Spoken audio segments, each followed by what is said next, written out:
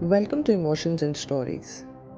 Have you ever in your life said, I didn't mean it, but it still happened? And then you're left with the consequences of it. So let's begin our today's story, The Last Argument. It was supposed to be just another road trip. Raghu and Aniket had been best friends since college, inseparable, loyal, and as different as fire and water. Raghu was impulsive, emotional. Aniket was calm and calculated. Their differences often led to harmless fights until that night. They had driven to Maya Ghat, a quiet riverside bridge far from the city, under the excuse of one last adventure before Aniket left for his new job abroad. But tension crackled between them. Raghu had found out something that changed everything. You were with her behind my back. My fiancée, Ani? Raghu's voice echoed in the silence. Aniket didn't deny it.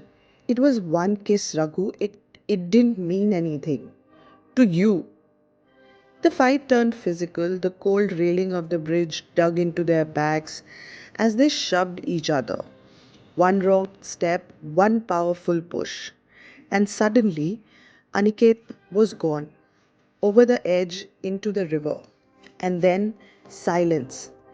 Raghu leaned over the edge, screaming his name, but there was only darkness below. Raghu didn't call the police that night. He drove back, soaked in fear, heart pounding like a war drum. In his mind, it replayed 100 times. Was it murder? Was it an accident? Did he mean to push? The next morning, Aniket's body was found by a fisherman down the stream. News spread fast. Tragic accident, the papers said. Slipped off the bridge, said others. But Raghu knew.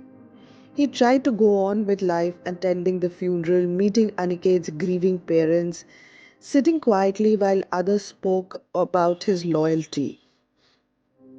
Each word felt like a stab. He stopped answering calls. He stopped visiting friends. He stared at the river every night from his balcony. Then came Inspector Meenal Roy, sharp eyed, quiet, and persistent. She had a simple question. What were you two doing there at 2 a.m.? Raghu froze. He wanted to say goodbye before leaving. Any reason it had to be Maya Ghat? Raghu shrugged. We always went there after a fight. It's where we cooled off. Meenal Roy nodded slowly. You were the last person with him. That's confirmed. Raghu's throat dried and he said, yes.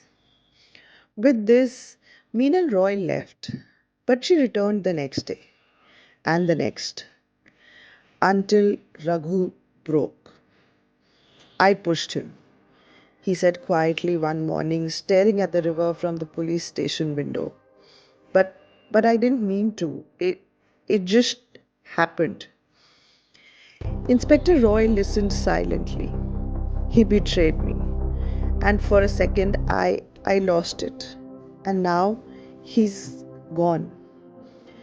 She slid a file towards him. Forensics says he hit his head before he went under, likely unconscious before he drowned.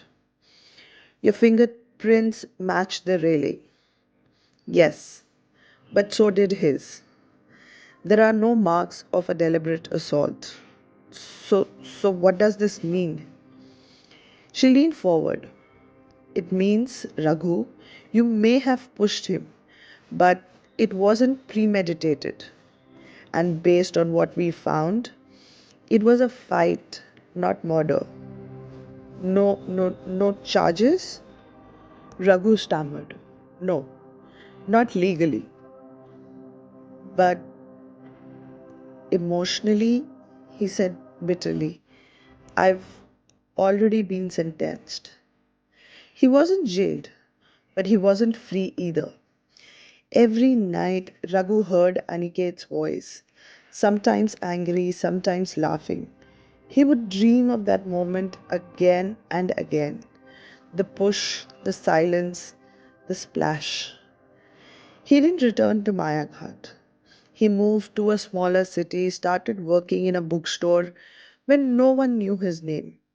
He kept a photo of him and Aniket behind the counter where only he could see it. And sometimes, when customers talked about friendship, he would smile and nod, but never speak. Because some truths don't need words. Not all guilts need a courtroom. Some punishments are carved into the soul where no law can reach. I hope you enjoyed today's story. Do let us know in the comments what you think about it. Thank you.